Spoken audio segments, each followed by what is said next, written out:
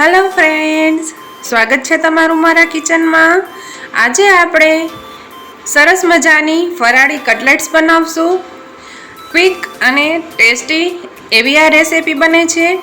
ઉપરથી એકદમ ક્રિસ્પી અને અંદરથી સરસ મજાની સોફ્ટ અને ટેસ્ટી એવી આ ફરાળી કટલેટ્સ માત્ર અને માત્ર બે જ વસ્તુમાંથી બની જશે, સાબુદાણા અને બટેટામાંથી। તો આ કટલેટ્સ બનાવવાની આપણે રીત જાણી લઈએ। અહીંયા મેં 1 કપ જેટલા સાબુદાણા લીધા છે। પહેલાં આપણે એને કિચન ટાવલ ઉપર રાખી અને એનો જે આ સફેદ પાવડર હોય એને આવી રીતે સાફ કરી લઈશું, એટલે ઉપરની કોઈ ધૂળ કે પાવડર હોય એ હટી જાય। પછી એને એક પેનમાં લઈ એને આપણે ધીમા તાપે 3 મિનિટ જેવું શેકી લેવાનું છે। અહીંયા આપણે સાબુદાણાનો કલર ચેન્જ નથી થવા દેવાનો। સાબુદાણા શેકાઈ ગયા છે, એ ઠંડા થાય પછી આપણે મિક્સર જારમાં લઈ આવી રીતના દરદરો પાવડર કરી લેવાનો છે। એમાં હવે અડધો કપ સામકના ચાવલનો દરદરો પાવડર ઉમેરશું, પોણો કપ શેકેલા શિંગદાણાનો પાવડર, અડધી ચમચી મરી પાવડર, અડધી ચમચી શેકેલા જીરાનો પાવડર,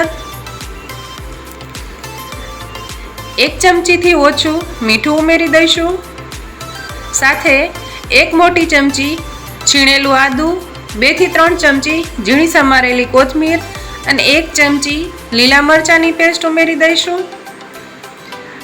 2 ચમચી સફેદ તલ ઉમેરી દઈશું। અહીંયા મેં 2 નંગ બટેટા લીધા છે અને આવા મોટા ટુકડા કરી લીધા છે। બટેટા અહીંયા કાચા જ લેવાના છે। એમાં થોડું પાણી ઉમેરી એની પેસ્ટ બનાવી લઈશું। એને આપણા ડ્રાય મિશ્રણમાં ઉમેરી દઈશું અને સરસ રીતે મિક્સ કરી લઈશું।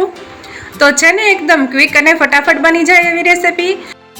આમાં નથી તો તમારે સાબુદાણા પલાળવાની મહેનત કે નથી બટેટા બાફવાની મહેનત, એકદમ ફટાફટ ફક્ત 7 થી 8 મિનિટમાં આપણી આ ફરાળી કટલેટ્સ એ પણ ફક્ત 2 વસ્તુમાંથી બનીને તૈયાર થઈ જશે।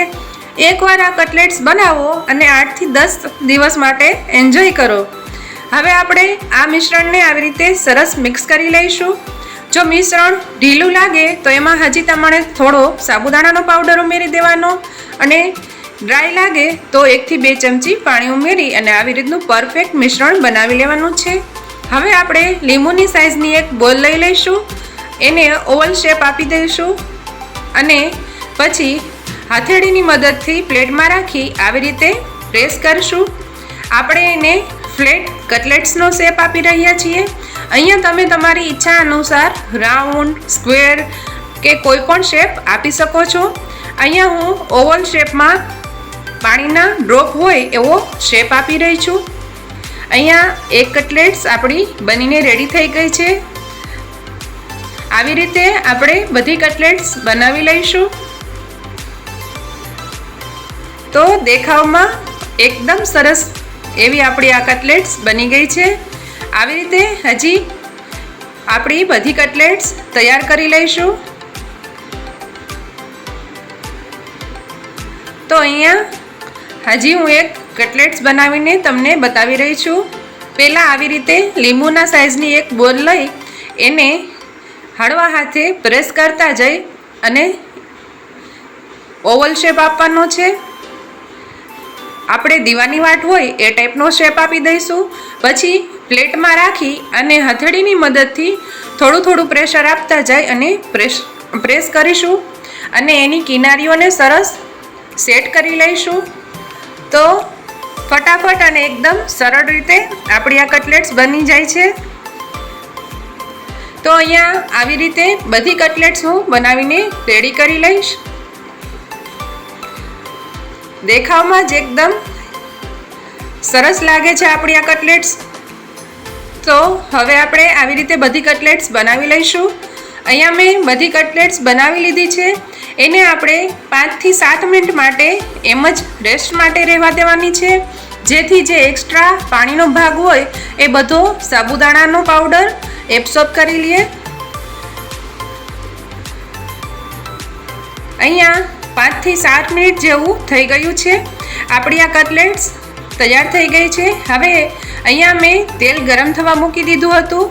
મીડિયમ ફ્લેમે આપણે 3 થી 4 કટલેટ્સ ઉમેરી અને એને બંને બાજુથી ફેરવતા જઈ અને ગોલ્ડન બ્રાઉન કલરની સરસ તળી લેવાની છે. તમે ઈચ્છો તો આ કટલેટ્સને શેલો ફ્રાય પણ કરી શકો છો.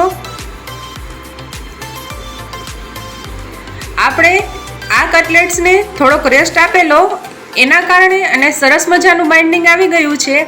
એ બંને વસ્તુના કારણે આપણી કટલેટ્સ તેલમાં ગયા પછી જરા પણ ફાટશે નહીં કે છૂટી નહીં પડે.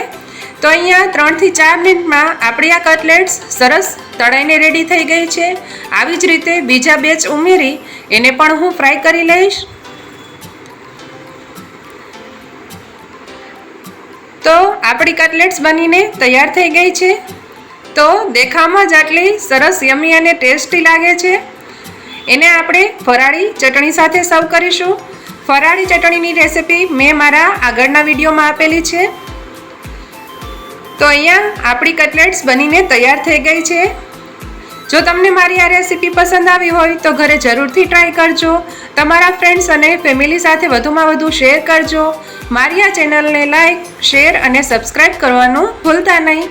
ફરી મળીશું આવી ટેસ્ટી અને યમી રેસિપી સાથે એક નવા વિડીયોમાં. ત્યાં સુધી આવજો.